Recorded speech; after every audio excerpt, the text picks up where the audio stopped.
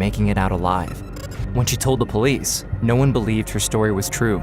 It took 5 more years for Andrew Urdiales to be brought to justice, where he confessed to having murdered 8 women. During the trial, Jennifer finally got her chance to face him and put an end to his 10-year-long rampage. He's pure evil, and he's gonna pay for what he did. It's September 27th, 1992. In the city of Palm Springs, California, 2 men stop in the middle of the desert, intercepted by a woman, half naked, with bite marks on her neck. She tells them that a man has been trying to kill her. The 2 men escort her to the closest gas station, where they contact the Palm Springs Police Department. When police arrive, the woman named Jennifer Asbenson tells them how the man who calls himself Andrew kidnapped her, threatened her with a gun, before trapping her inside the trunk of his car. The police tell Jennifer they have reason to believe she might be lying, that it's more likely she just had a fight with her boyfriend, dismissing her story completely. They take pictures of the marks on her neck and send her home. Jennifer is destroyed. She goes back to her life in constant fear that one day Andrew will turn up at her house.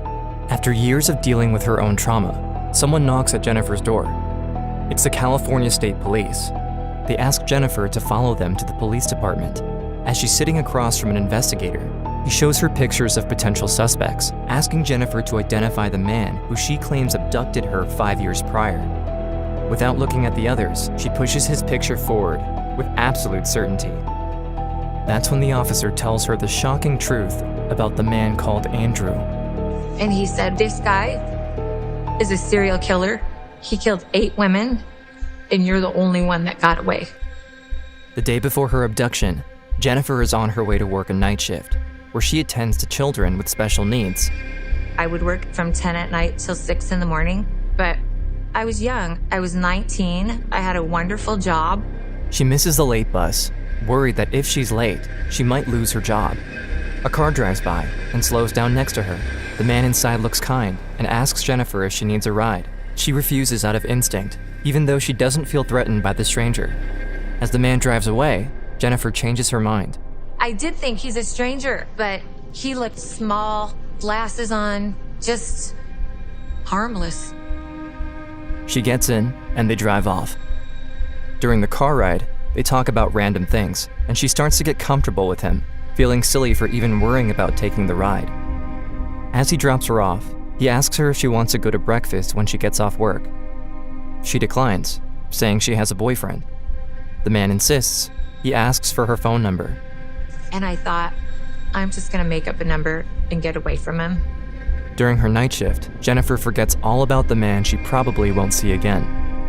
September 27th, 1992, around 6 a.m. As Jennifer is leaving work and heading toward the bus stop, she notices a car similar to the one she got in the night before. It's Andrew again. He rolls down his window and offers her to go get breakfast. I was already laughing, like, you just don't give up. And I just thought, okay, he's obviously nice. He didn't do anything to hurt me the night before, and so I got in the car. Once she's inside, something switches in the man's face. He brings up the phone number that I gave him and just screamed. I called that number and some old answered. Before she can make sense of what's happening, her head is smashed against the glove box. The man takes out a gun and robe, orders Jennifer to turn around, and binds her hands together. He was screaming at me, calling me names. I didn't know if he was gonna slit my throat. I didn't know what he was gonna do. He pulls her seat down to keep her out of sight and drives off. After only a few minutes, the car turns onto a road leading far into the desert. Jennifer can only imagine what's going to happen to her. I could see the telephone poles, and we passed one telephone pole, and then the next, and the more that passed, the more hope that I lost. The man pulls over and he pulls out a large knife and starts cutting Jennifer's clothes off. She can see he's done this before. She tries to fight him off, but the man is too strong and aggressive. Every time she fights back, she only gets hurt. Then, he forces himself on her. But something happens. Andrew sees that he can't perform. This only makes him angrier. The violence level started to escalate.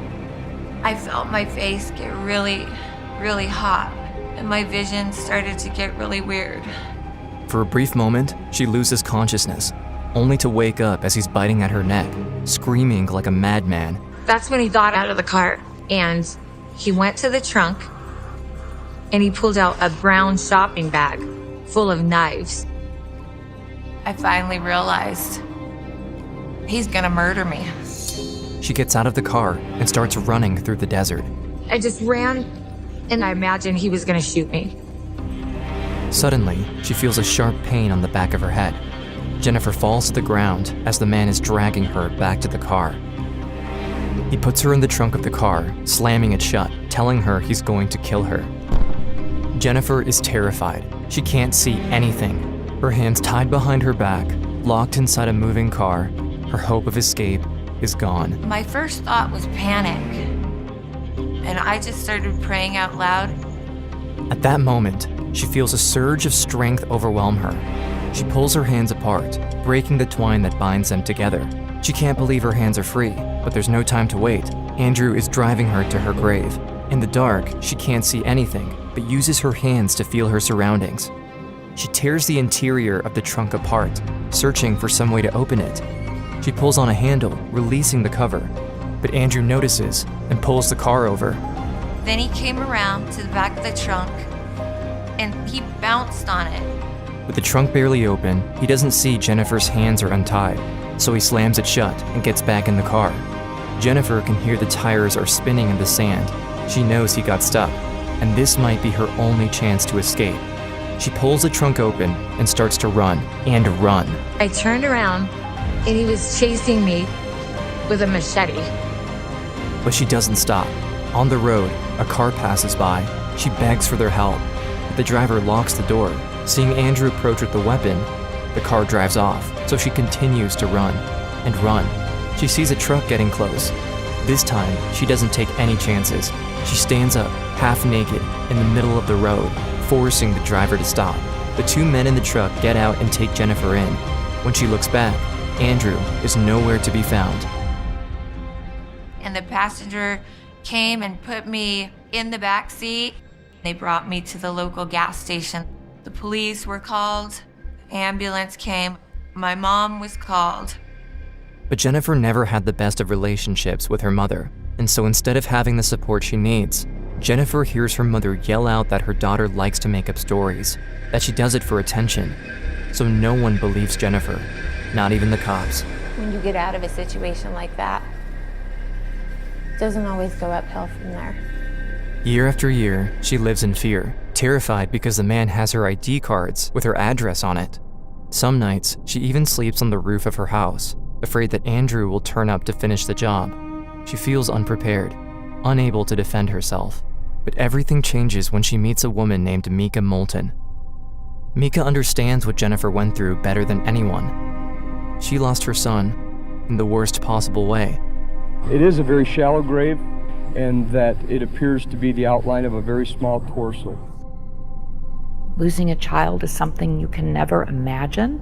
There's just this incredible need to wake up, and you can't.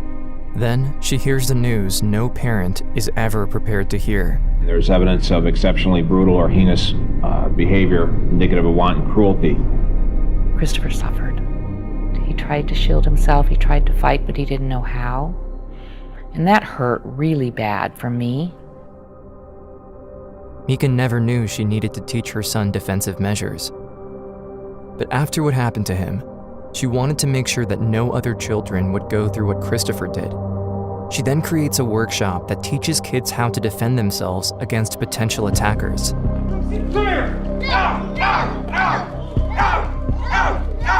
She calls it Christopher's Clubhouse. Mika also finds ways to help survivors, like Jennifer, who goes to Mika hoping to lose her fear. With each day, Jennifer's fear grows smaller and smaller, and her power soon takes over. Right, closed. Don't open them unless you're grabbed, okay? Damn, looking fine. Yeah, you're gonna party hard tonight. She learns new ways to defend herself and builds a confidence no one can break. In her mind, she's preparing for the day she'll come face to face with her attacker, to be ready. The year is 1997. 5 years after she was kidnapped, Jennifer is sitting at the police office and has just identified him out of a lineup. The investigator tells Jennifer that Andrew Urdiales has been arrested and that he confessed to everything, to all 8 murders, but also to Jennifer's kidnapping. Jennifer, well, I don't remember what year it was, maybe 1992, 19 years old. Very pretty girl, very pretty. I told her to turn around, I tied her hands behind her back.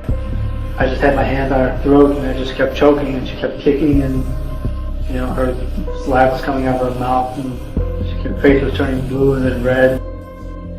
I put her in the trunk and I just started driving off. The tent was so soft and the shoulder got stuck, but the hood was popped open and she ran screaming. There were several cars nearby, so somebody else picked her up and finished when I started, but I don't know. But that was the last time I saw her. Jennifer can't believe it. After all these years, her monster is finally behind bars. She learns that there will be a trial and that her testimony will be crucial to the case, for all the other women who didn't make it out alive, and for the world to know what they went through. Jennifer didn't expect her face-off would be like this. For years, she's been building her strength, her barrier, but now she's back in the same situation as before, unprepared. I knew I had to go back there and I had to be so vulnerable. I did not want to do that in front of him. I asked if they could get him out of the room, but they couldn't. The very first time seeing him, my whole body kind of froze when I looked at him because I hadn't seen him in so long. And he was there in front of me now. And I kind of just wanted to tell myself, he's gonna pay for what he did. Through her own bravery, Jennifer Asbenson spoke for all these women that didn't get away. She was a hero. Despite pleading not guilty by reason of insanity, Andrew Urdiales is found guilty of all 8 murders in 3 separate trials. The penalty to be imposed upon defendant Andrew Urdiales to be death. I just felt an overwhelming sense of relief. Jennifer came face to face with the monster and won. She was thrown back into a dangerous world and found strength. And just like Mika Moulton, she became a force to be reckoned with. I ride on shopping carts. I don't want to miss a moment of fun because I know my life was almost taken away. Yeah. I will find joy. I will skip. I will. Even after everything she went through, Jennifer was able to turn her life around, demanding for something better. I still can live an amazing life and find beauty and joy and happiness in everything. Especially letting other people know that they are not victims, they're survivors. Jennifer Asbenson is living proof that no matter what the world throws at you, there is a power inside you, waiting to be unleashed.